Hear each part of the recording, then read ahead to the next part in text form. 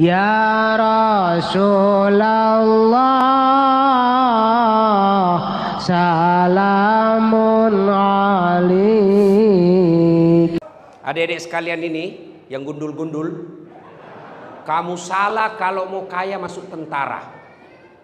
Ibu-ibu, hei, bu, ibu salah milih jodoh kalau mau kaya.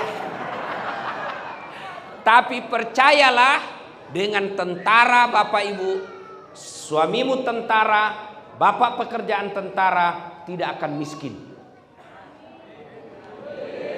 Iya, tapi susah kaya. Boleh kaya, boleh minta pensiun dini jadi pengusaha. Jadi tentara, sudahlah. Kalau tentara itu tanggal 1 sampai tanggal 10 makannya apa? Sari laut.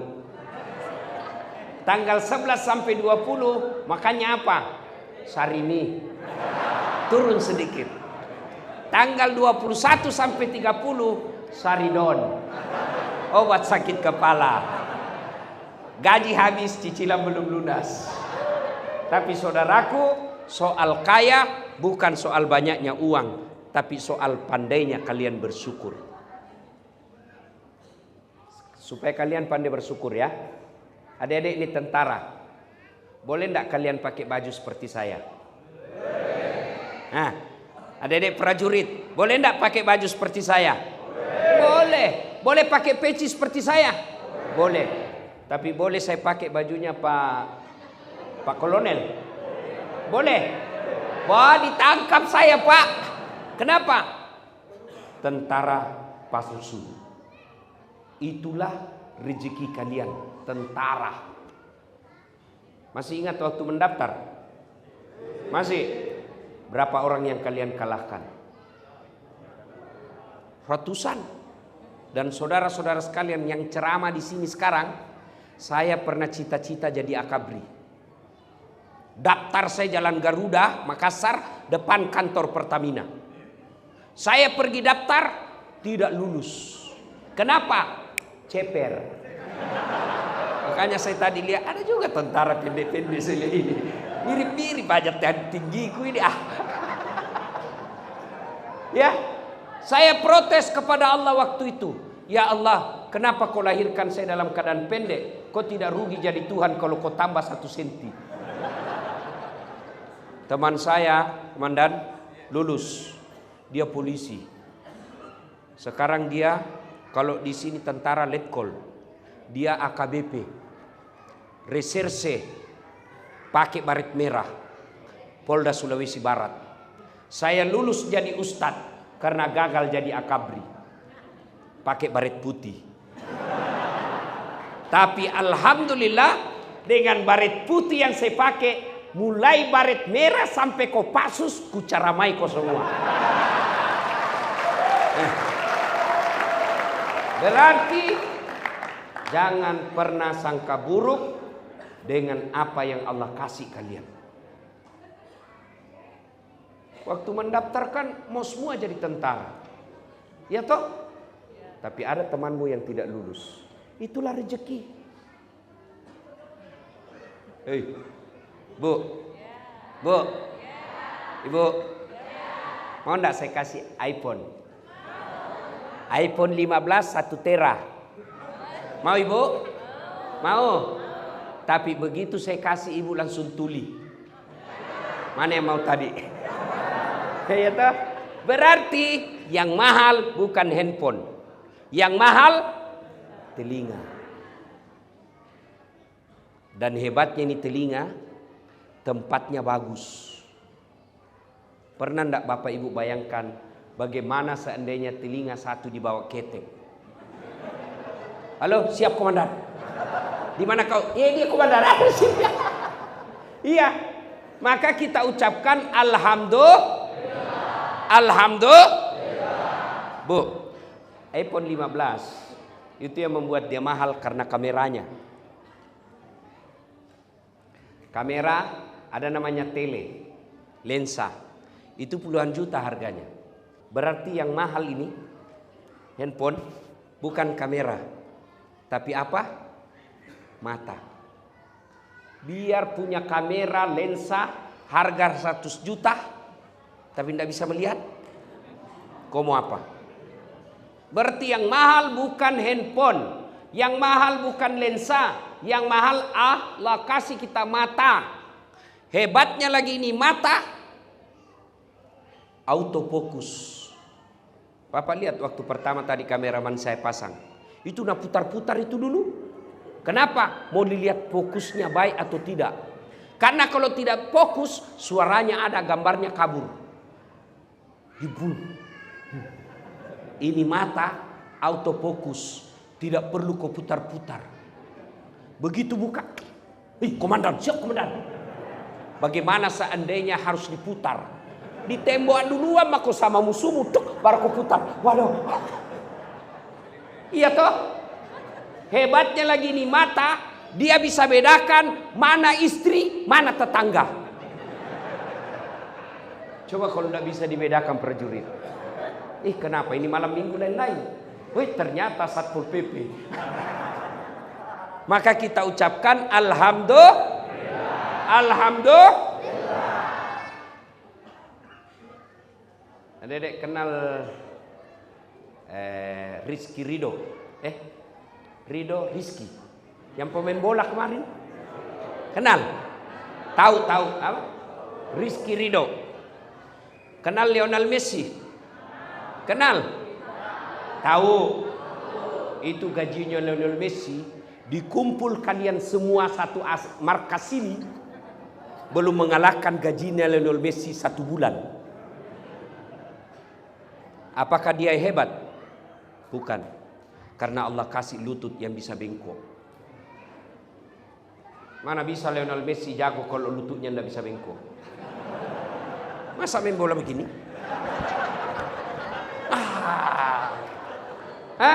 Maka yang mahal bukan bola, bukan skill, yang mahal lutut.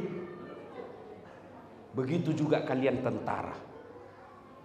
Saya yakin komandan kita Pak Kolonel Irfan tidak bakal jadi tentara, tidak bakal naik jadi jenderal kalau tiba-tiba lututnya tidak bisa bengkok.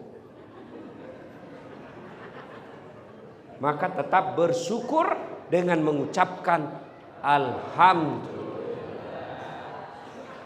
Saya tanya ibu-ibu nih, jawab dengan jujur. Bu, kenapa ibu bisa hadir di pengajian ini? Karena suamimu tentara. Iya toh? Coba kalau suamimu Satpol PP di luar, tidak boleh kau masuk di sini. Maka bersyukur dengan mengucapkan alhamdulillah. Tapi suamiku jelek Ustaz. Ya jodohmu, takdirmu itu. Kenapa? Karena kalau dia cakep, dia malu jalan sama ibu. Kenapa? Karena ibu juga jelek.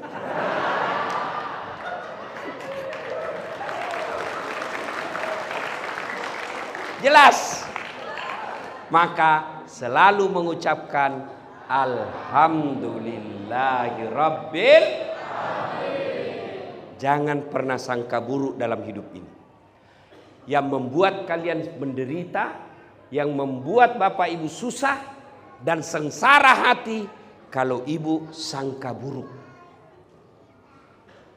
Bu, tidak mungkin ibu bahagia kalau selalu sangka buruk sama suami. Tidak.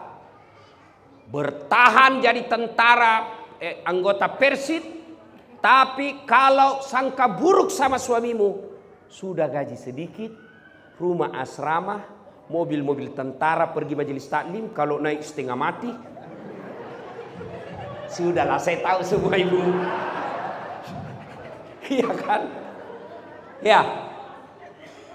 Tapi kalau selalu sangka buruk, maka sudah kita susah hidup, tidak bahagia lagi. Tapi kalau ibu bahagia, selalu sangka baik, lihat istri orang mewah mobilnya, bagus rumahnya, tapi ibu bisa berkata, meskipun mobilku tidak baik, tidak semegah kamu, tapi suamiku baik. kami rukun rumah tangga. Daripada kau rumahmu bagus, mobilmu mewah, tapi bertengkar tiap hari. Tapi kalau orang kaya bertengkar tiap hari, masih dinikmati dunianya. Tapi kalau sudah jelek, gaji ala kadarnya, rumah bocor-bocor, bertengkar terus, kapan kalian bahagia? Yang herannya bertengkar, hamil lagi. Ada begitu di sini. Maka resepnya bersyukur, sangka baik. Halo ibu, bu, telepon suami pagi, tidak dijawab. Oh, berarti suamiku lagi latihan. Telepon lagi duhur, tidak dijawab. Oh, suamiku ini sholat duhur. Telepon lagi asar, tidak dijawab. Oh, dia lupa HP-nya ini, kasihan. Tiba-tiba masuk WhatsApp teman asrama. Saya lihat suamimu bonceng cewek cantiknya. Oh, berarti suamiku lagi nge-grab.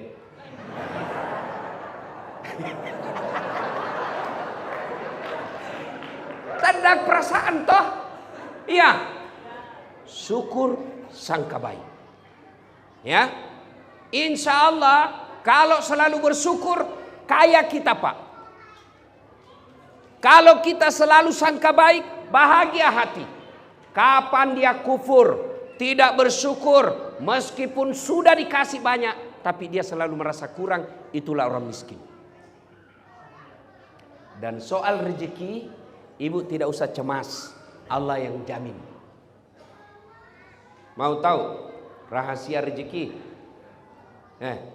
Saudaraku para prajurit, tahu cicak? Tahu cicak? Apa dimakan cicak, bos? Masuk akal enggak? Masuk akal enggak? Enggak masuk akal. Cicak cuma di dinding, nyamuk terbang. Bagaimana ceritanya? Mana bisa makan itu cicak? Satu di dinding, satu terbang. Enggak masuk akal toh. Tapi lagu saya waktu kecil apa dia bilang? Cicak-cicak di dinding, diam-diam merayap, diam-diam merayap. Datang seekor nyamuk, datang. Lagu tidak bilang cicak lompat ke nyamuk. Iya toh? Maka saudaraku, jangan pernah sangka buruk soal rezeki. Allah sudah tahu.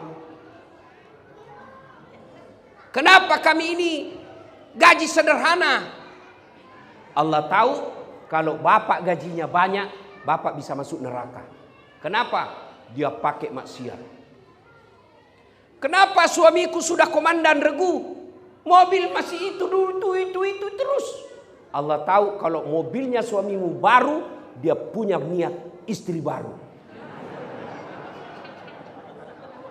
Ya toh Pak? Ya. Sudahlah, kalau tentara, mana ada tentara berani sama istrinya? Komandanmu. Dia bilang teman saya, sebenarnya kami ini tidak takut sama istri. Cuma ini istri sedikit-sedikit melapor sama istrinya komandan. Dan komandan juga takut sama istrinya. Kalau saya bu, saya tidak takut sama istri. Demi Allah saya tidak pernah takut sama istri saya. Cuma istri saya lebih berani dari saya. Ya, resep bahagia, syukur dengan merasa cukup. Yang kedua, sangka baik. Sangka baik. Kenapa saya sudah sekolah, sudah pendidikan, sudah layak, fisik baik, kok saya tidak dikasih jadi komandan? Allah tahu kalau kau komandan, kau tidak mampu memikul tanggung jawab. Sangka baik, maka pasti bahagia. Ya, nah, Bapak saudara-saudara sekalian. Berikutnya, itu poin pertama, selalu bersyukur kepada Allah. Nah sekarang bagaimana poin kedua? Bagaimana cara bersyukur? Bagaimana cara bersyukur? Satu, syukur dengan mengucapkan hamdalah. Alhamdulillahi Rabbil Alamin. Cuma kalau ucapkan hamdalah, jangan buru-buru. Anakmu lulus. Alhamdulillahi Rabbil Alamin. Pasti ada bekasnya. Kecelakaan, pesawatnya suami, tapi suamimu selamat. Alhamdulillahi Rabbil Alamin. Pasti berbekas. Ada mutasi, tapi suamimu baik mutasinya. Alhamdulillahi Rabbil Alamin. Jangan ucapkan hamdalah, tidak jelas cara ucapkannya, buru-buru dan seperti makan pisang goreng panas. Ada kan orang ucapkan hamdalah tidak jelas.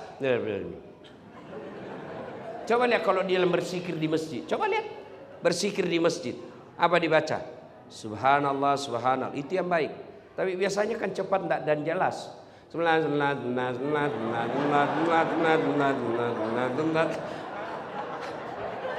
Kau ketawa karena membayangkan dirimu semua toh?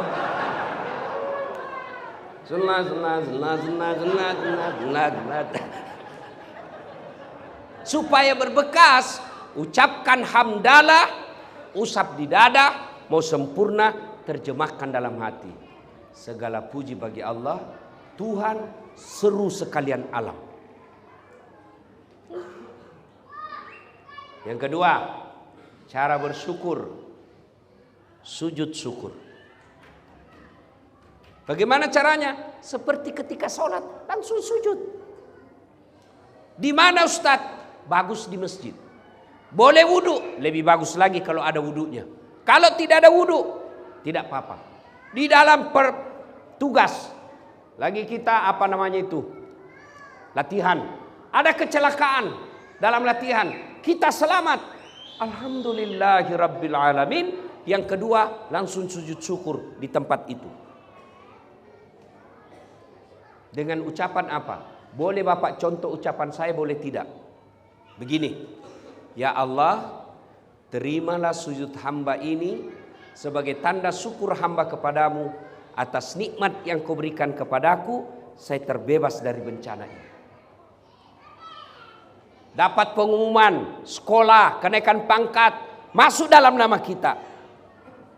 Alhamdulillahi Rabbil Alamin, sujud syukur.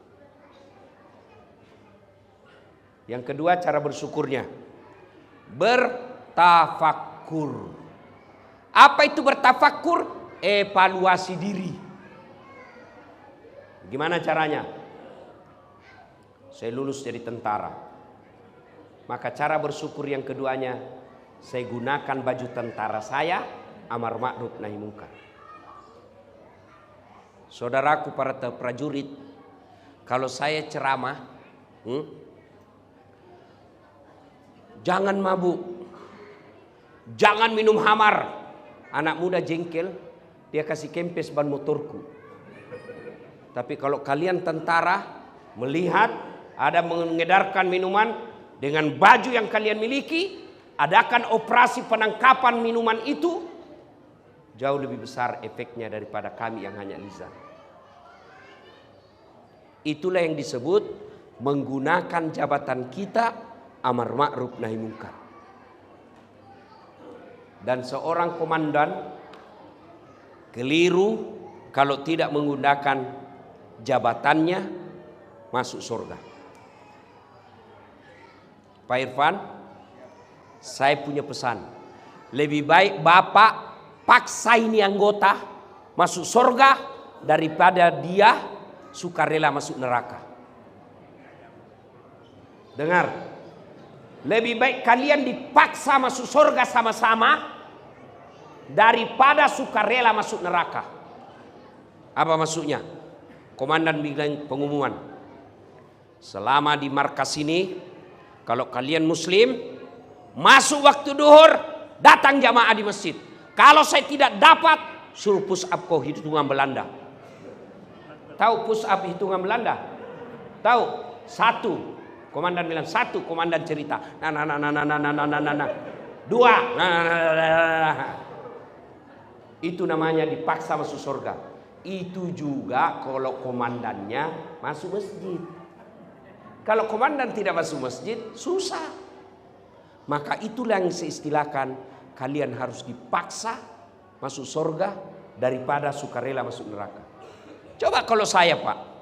Ayo saudara-saudara sekalian prajurit. Markas apa? 1. Grup TKTPA 1. Ayo, mari berjamaah. Tidak ada yang datang. Tapi begitu Pak Irfan katakan, semua pasukan muslim datang berjamaah. Belum azan sudah ada di tempat, Pak. Itulah yang disebut menggunakan jabatan untuk ngajak orang masuk surga. Dan kalau kami masuk surga para ulama masih ngantri, Pak. Kenapa ngantri? Banyak anggota. Ulama Indonesia masuk surga. Masih ngantri toh, Pak.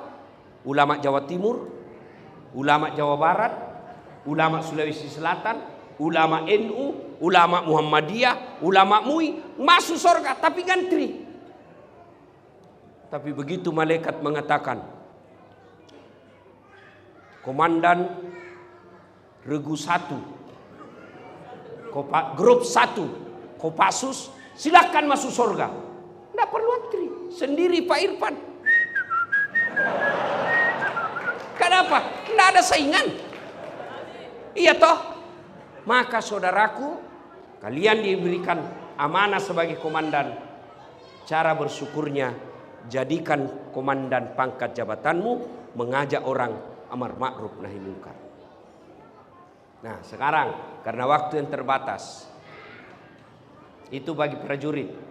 Ibu-ibu, bagaimana cara bersyukur menjadi istri Persid? 1, jadi istri yang soleha. Kata Nabi, perempuan itu paling gampang masuk surga. Cuma yang membuat dia gampang masuk neraka 2 perkara. Ini yang menyebabkan perempuan gampang masuk neraka. Apa itu? 1, tidak bisa jaga lisannya. Gosip. Kalau begini-begini, kumpul begini masih gosip itu. Dia tidak gosip tapi mukanya sinis. Ada orang masuk dia lihati dari kepala sampai kaki.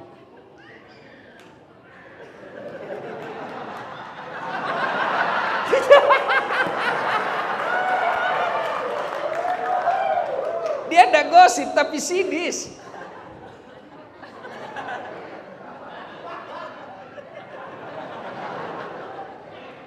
Kalau dia berdua, sudah tambah. Apa?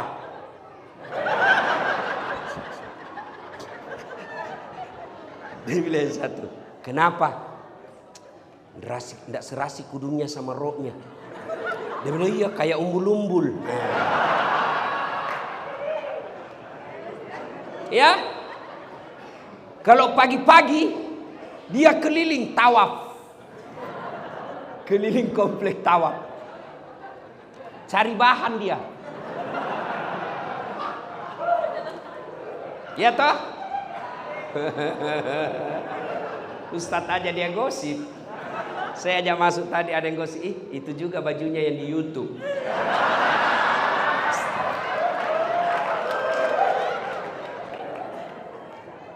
Bu, mau gampang masuk surga? Jaga lisan. Gimana wujud konkretnya bersyukur kepada suami? Suami pergi tugas, suami pergi latihan, suami pergi kerja. Istri soleha tinggal di rumah. Dia tidak pergi tawaf, dia tinggal di rumah sholat duha. Selesai sholat duha, dia berdoa. Ya Allah, Engkau yang mengatur segala perkara dunia suami saya. Lindungi dia dalam pekerjaannya. Mudahkan dia mencari nafkah. Perbaiki pangkat jabatannya. Kalau rezekinya masih di atas langit, turunkan. Kalau masih dalam tanah, munculkan. Kalau masih jauh, dekatkan. Kalau masih sedikit, cukupkan. Dan yang lebih penting, berkahkan. Ya Allah, aku ikhlas menjadi istri Persib, tapi pelihara suamiku. Sudah itu ku WhatsApp suamimu. Bang, jangan menghalalkan segala cara. Jangan putus asa cari nafkah. Baru saja kudoakan engkau dalam sholat duhaku. Semoga engkau dalam lindungan Allah. Salam sayang dari istrimu di rumah. Itu prajurit kalau dapat seperti itu, dia kasih lihat semua temannya. Istri saya dong. Ibu, pernah WhatsApp begitu suamimu?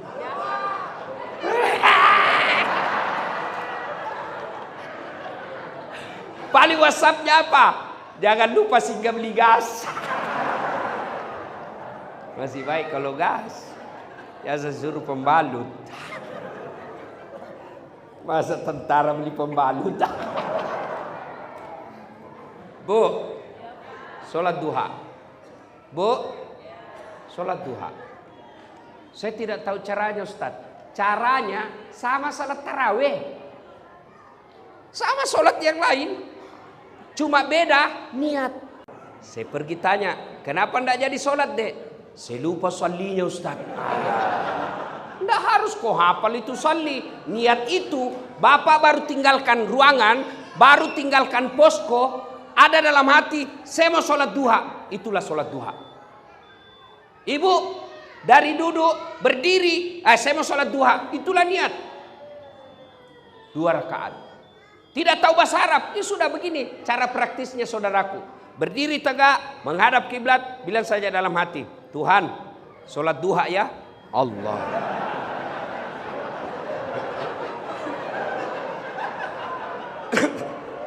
Boleh. 2 rakaat berikutnya ulang lagi. Tuhan, masih seperti yang tadi. Bu, Ibu, besok sholat duha ya? Bisa? Bayar enggak? Enggak. Gratis. Memang sunnah membaca wadduha kalau hafal. Kalau tidak hafal, surah apa saja. Bahkan boleh tidak pakai surah pendek. Waladdallin. Amin. Bismillahirrahmanirrahim. Yasin. Allahu Akbar. Boleh. Ya, daripada ibu baca Al-Kafirun, hafal setengah, nyasar ibu itu. Wala antum abiduna ma'abud, wala ana abidum ma'abadtum, wala antum abiduna ma'abud, wala ana abidum ma'abadtum, wala antum abidun, wala.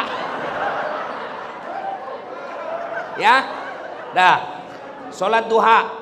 Kalau mau bersyukur sebagai istri tentara, bantu suami cari nafkah, sholat duha paling efektif. Ibu saya sekarang usia 86 tahun. Setiap pagi kalau saya telepon, "Ma, agak tapi gau bahasa Bugis. Beli apaan?" "Dio kada, saya lagi mandi." Pure. Setelah itu apa? Kau sampai duha. Dan siapa yang didoakan? Bukan dirinya, anaknya. Kenapa? Kalau anaknya sukses, ibunya pasti dapat. Itu ya istri yang baik. Jangan suami pergi tugas, ibu juga pergi keluyupan.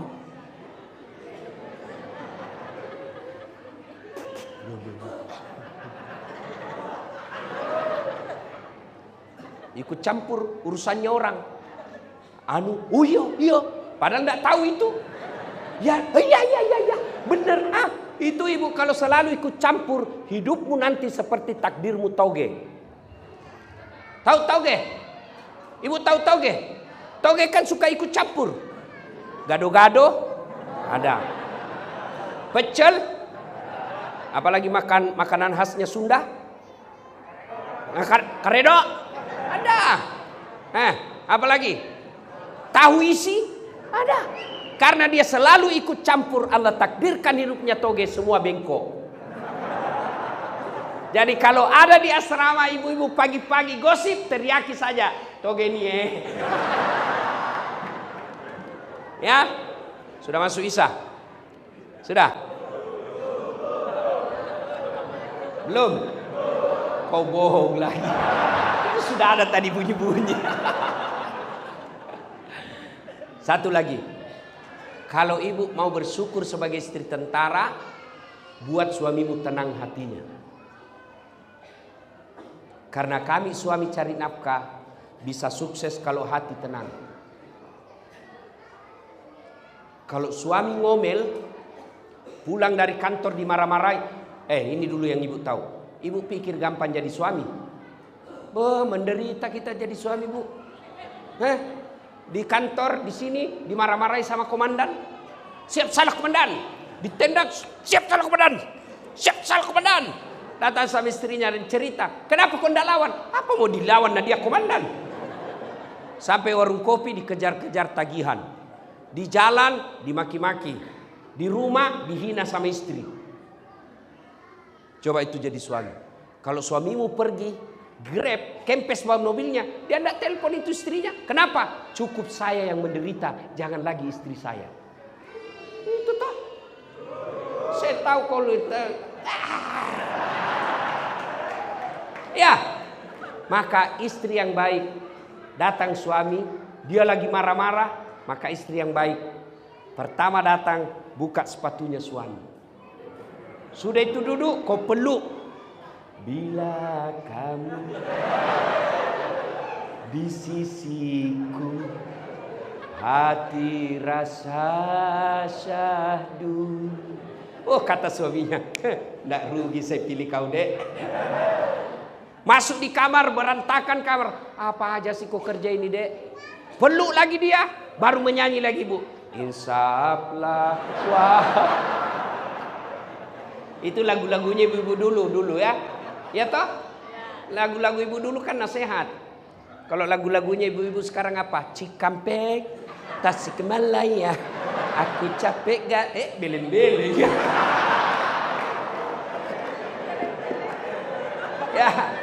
Ya sudah. Karena waktu telah tuntas, doakan saya sehat walafiat. Kita datang lagi di tempat ini. Amin. Terima kasih. Jadilah prajurit yang setia kepada Sabta Marga. Jadilah prajurit yang cinta kepada ulama, mencintai rakyat. Karena kami rakyat ini, ketika ada masalah dengan bangsa dan negara, kami ulama hanya pandai berdoa. Tapi kalian para prajurit punya senjata, maka cintai rakyat dan negara dengan senjata yang kalian miliki. Para ibu-ibu prajurit, memang menjadi istri prajurit tidak akan bisa kaya raya. Tapi insya Allah ibu tidak akan jadi miskin. Caranya bersyukur kepada Allah. Jadilah istri yang soleha dengan cara membantu suami dalam sholat duha.